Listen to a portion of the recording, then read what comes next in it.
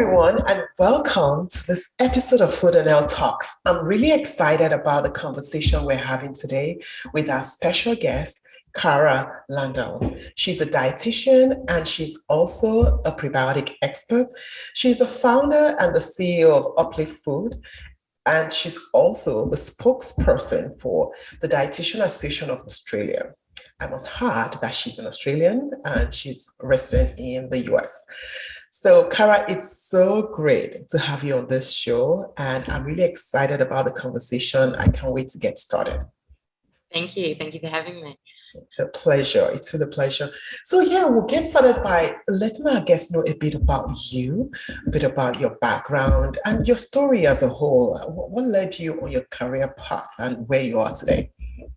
With pleasure. So I've been a registered dietitian for about 15 years now, and this passion for nutrition and how you can use food to feel your best rather than it being just about looking a certain way has been ingrained in me since before I even went to study nutrition. I was always very passionate about sport and how you could use food as fuel. But more than that, over the years, what happened is that as I would go through personal stressful life events, be it breaking up from a partner, moving countries, unknowns of life in general, there was this part of me that thought, if food can affect us in all these other ways, and I was already thinking about it for physical performance in terms of sport or something like that, it must play a role in how we mentally feel.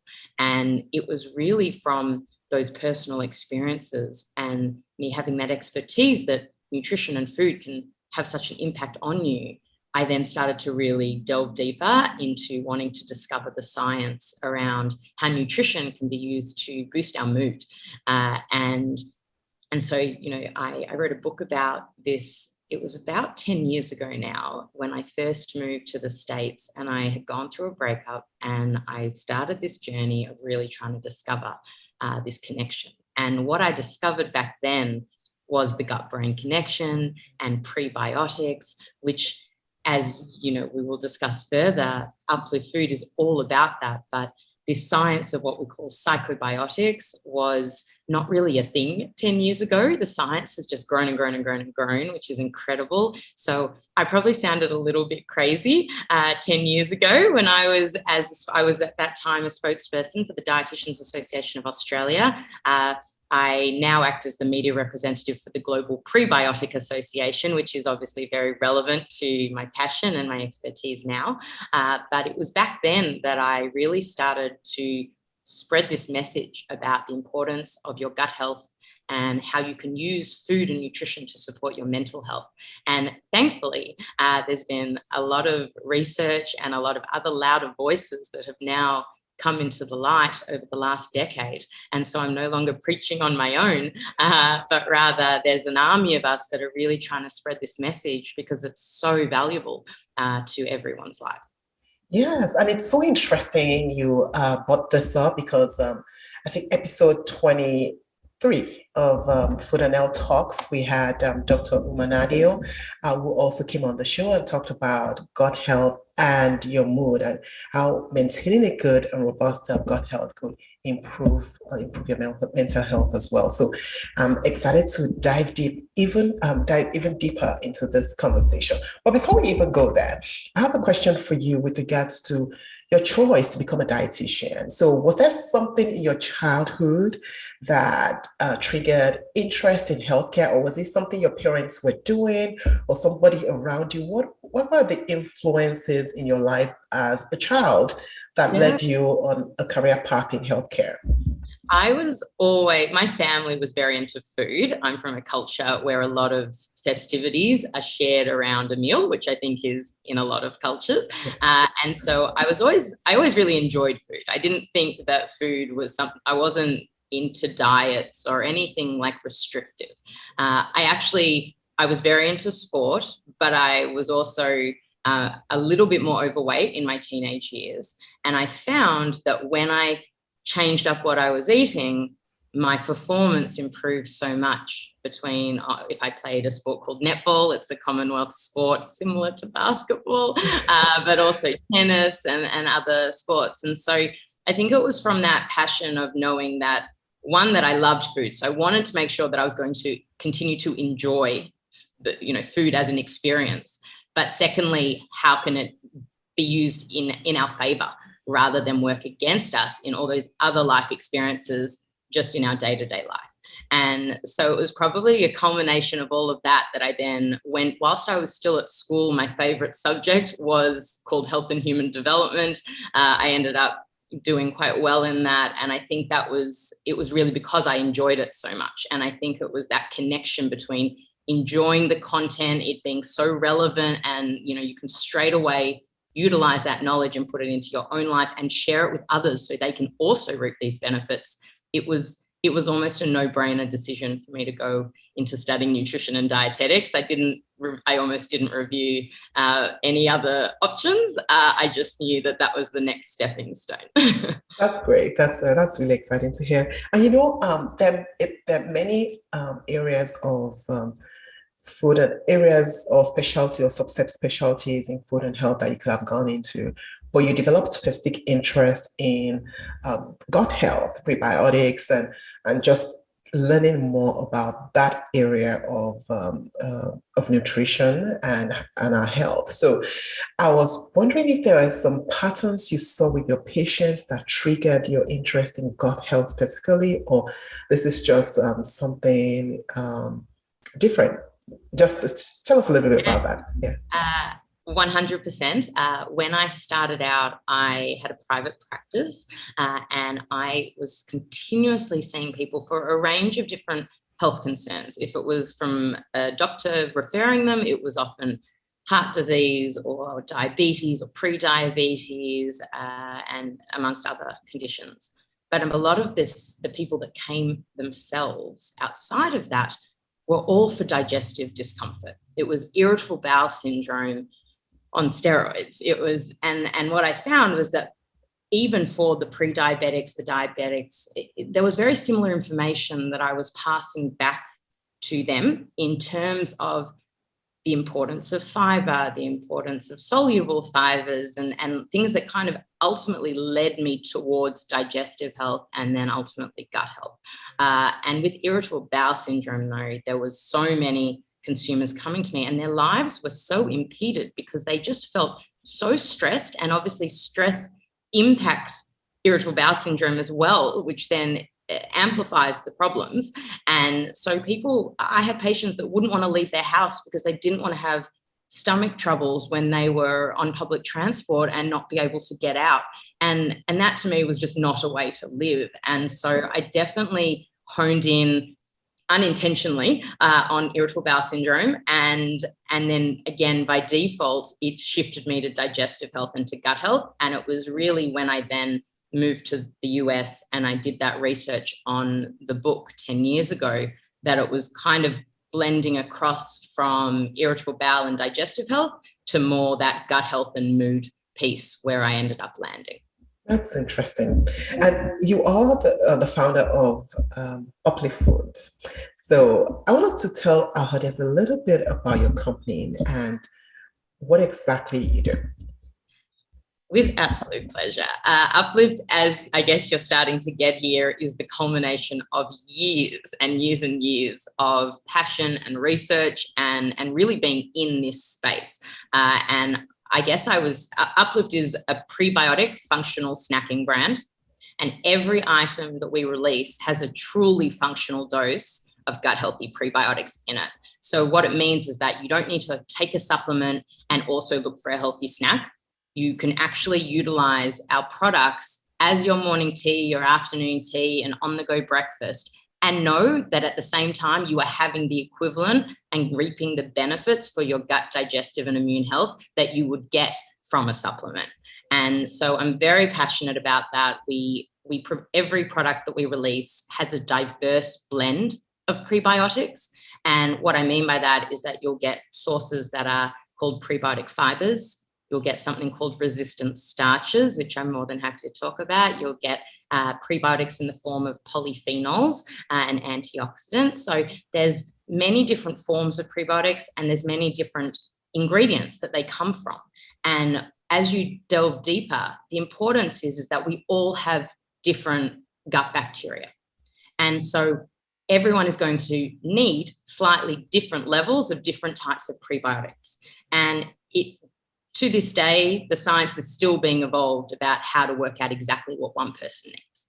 But what we do know is that we need a diverse population of bacteria in our gut, and they need to be fed diverse prebiotics in order to reap all the benefits that we associate with good gut health. And it is that good gut health that is connected to good mental health. And so in my mind, by taking this preventative approach, we're providing you with different ingredients, all plant-based, all low sugar, so fitting in with other aspects of good gut health and good overall health. Everything is very high in dietary fiber, but coming in forms that don't cause bloating and digestive discomfort, because that's very important as well if you want people to stick with this sort of eating. And so, yeah, we've developed gut happy cookies. We've got prebiotic bliss bites. Our newest product, which people are loving, are called prebiotic puffs. So they're a savory snack. They come in 3 flavors. And then we have our signature daily uplifter powder, which you can blend into different snacks or breakfast recipes and utilize. So something for everyone, I hope. That's interesting. And it's good to know that you have such a variety for different preferences as well. I wanted to talk a bit more about the different types of prebiotics. You mentioned a number of categories, and a lot of people are listening and thinking, okay, what exactly does that mean? How does that play out when I eat something like this? So do you mind just explaining those different types in layman terms, what it means, how it digests differently, or how it's processed differently, so we can understand? Sure. So basically, in summary, a lot of people that think that they're sensitive to prebiotics, and it's often because the most mainstream sources of prebiotics would be found in the form of, let's say, inulin or soluble corn fiber. They're what are put in a lot of low carb products or in supplements, and often they are a cheaper form of prebiotic. And so, but they also have a lot of research on them. So I don't want to take away from that. But what I'm sharing is that something like inulin, which is found in chicory root, as an example, you might see chicory root fiber on a lot of products. Many people that suffer from irritable bowel syndrome will end up with discomfort from consuming too much of that. And so those are usually your soluble prebiotic fibers. And so although there are benefits to them, they do feed the good gut bacteria. I've always felt that it's important to make sure that we come up with some, and we provide some other sources of prebiotics, such as resistant starches, which act very similar to a fiber.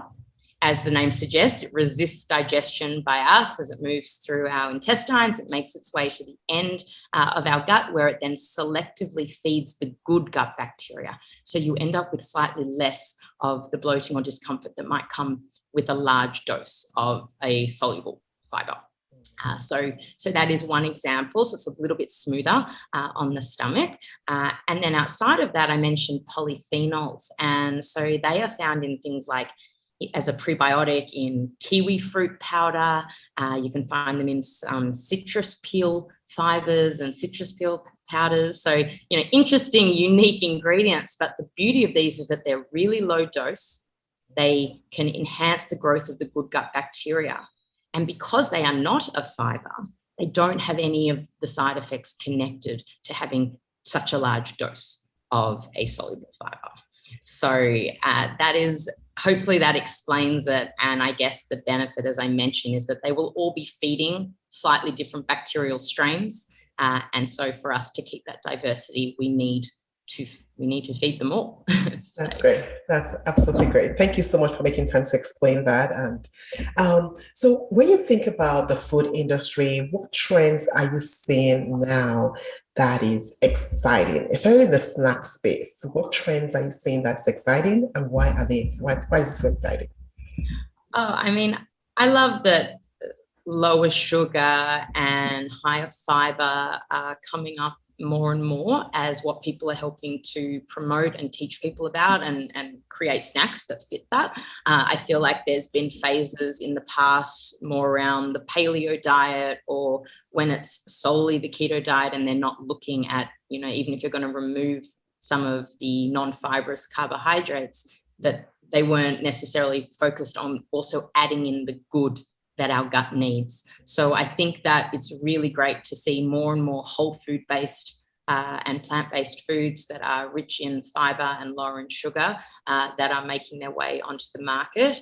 I also definitely, the prebiotic space is growing, and I'm very happy about that. I do think that, it's important that it continues to be monitored, because misleading marketing does begin the more consumers start to understand a space and marketers think there's an opportunity. So I'm very passionate about making sure that, at least at Uplift Food, we act with integrity. And so, I love watching the growth and expansion of all the snack products that are out there. That's really good. And I really like what you said about integrity and just people marketing with integrity as well, because I think it's really crucial. And I also believe that it's very, very important to take steps to educate consumers about our products and the benefit it brings, and what they should look out for and things like that. I'm hoping that is something we'll see more of in the coming years. And because today people are more connected and people share information. Sometimes the information is reliable or credible, sometimes it's not. And the more experts you see out there talking and sharing their knowledge, the better we'll all be. So thanks so much for that input. So talk to us a bit about what makes your brand stand out, and what from your perspective, how does a brand like yours stand out in a space? Uplift definitely stands out as being a truly good for you gut health brand. So like we were discussing, there is definitely products that are coming onto the market that might add one probiotic strain and market themselves as good for gut health, or they will add one type of fiber, be it inulin or soluble corn fiber, will not put an effective dose of that ingredient in, and then will market it as a prebiotic. So I definitely feel very strongly that I know we are bringing good and innovative products into the world that are not a copycat. They are things you cannot find anywhere else, and they really do all offer this unique blend of prebiotics. And what we've even gone ahead and done is put a different blend of different prebiotics in every product. So what it means is that it's not just one blend pushed through all 4 product lines and, you get the same benefit if you have the puffs or you have the cookies. What we're doing here is that you can enjoy it. It's only going to be additive. So you'll be feeding different bacteria every time you consume the puffs or the bites or, or something else. And so I feel like I'm, standing with my morals when I recommend these products, and knowing that other professionals, other GI doctors, other registered dietitians are also advocating for what we're releasing sort of gives me that stamp. I can stand behind my products, but it's another thing for my colleagues to also do that. That's great. That's very great. And it's good to know that when you have a company like this and you have an expert that will weigh all the variables and be able to advise people, no, we have this specific amount in this product. We have different types of products as well. If you have pops or you have cookie, you're not having exactly the same thing. They're all different, and this is how. So I think one of the key things you bring to the table here is that expertise. So you know what people need, you know what the problems they might be having, so you can create variations that will address a broad or a wide spectrum of people, regardless of their different needs, which is absolutely great. And so, did the COVID-19 pandemic affect your company in any way? And if so, how? Absolutely. I don't think anyone has gone unscathed through COVID-19.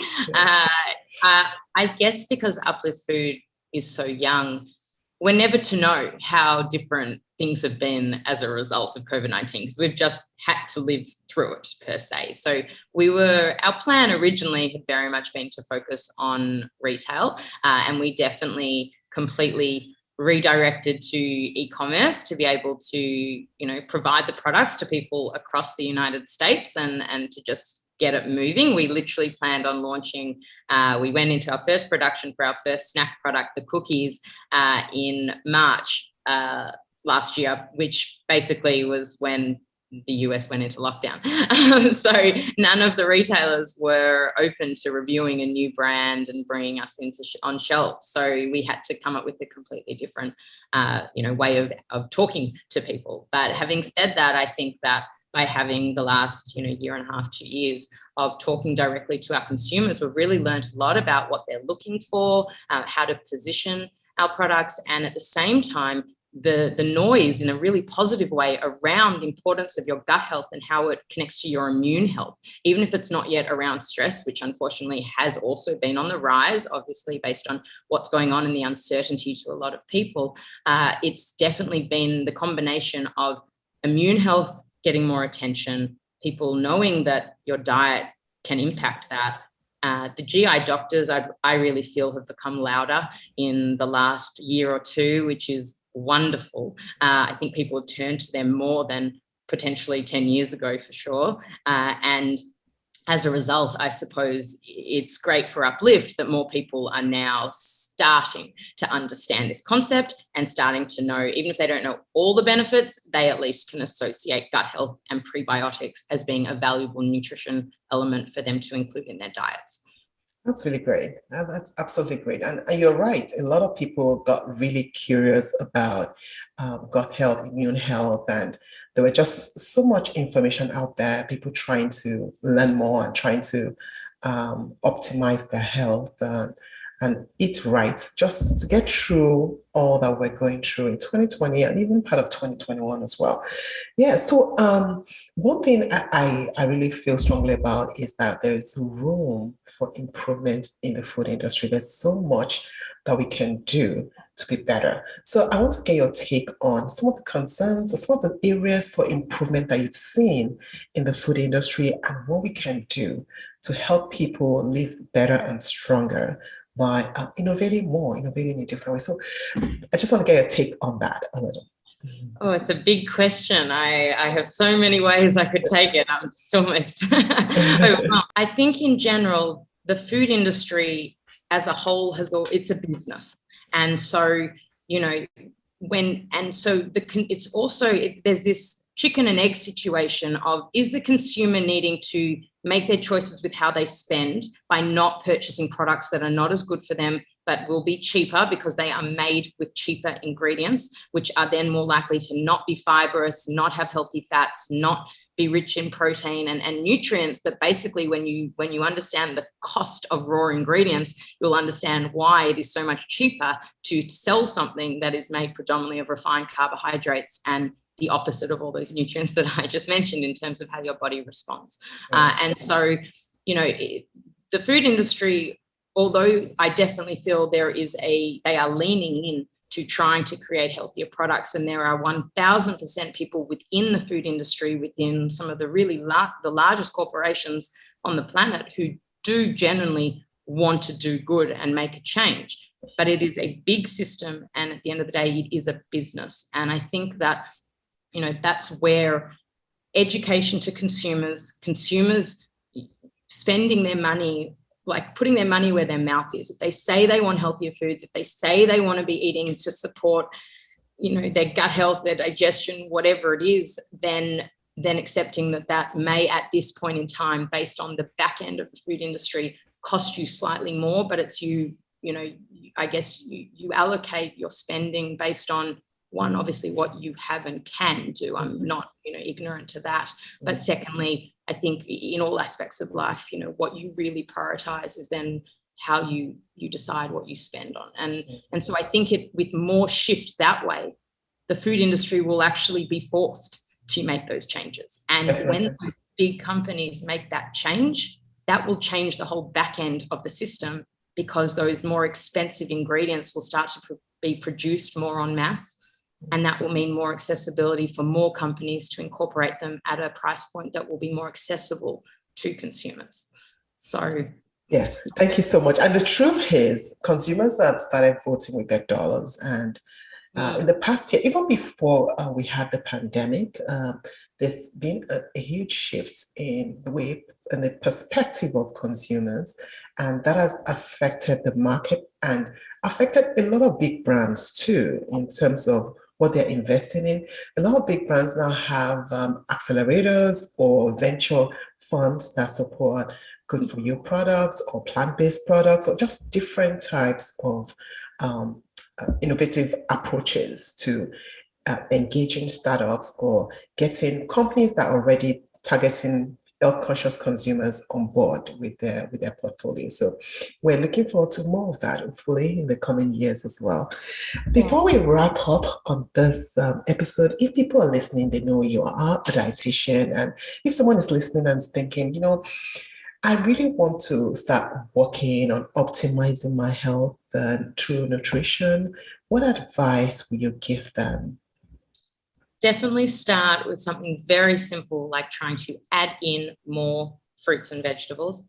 I think like vegetables even more with a passion, but fruits as well. So I don't want that to be too misread. But I really think that bringing in those natural sources of more fiber and antioxidants and all the benefits that come with that, you will find that it will start to even regulate your hormones more, so you won't be craving other foods that are not as good for you.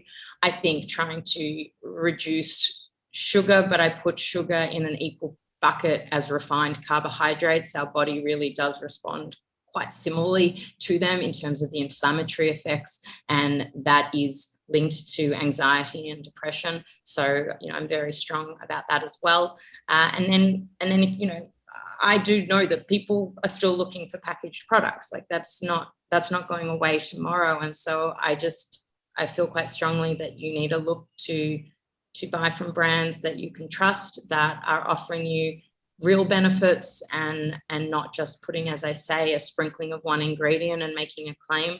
And so, do your research and make sure that you find things that you enjoy. Because if you try to force feed yourself something because you think it's good for you and you really don't look forward to eating that every day or drinking that every day, it's not going to stick.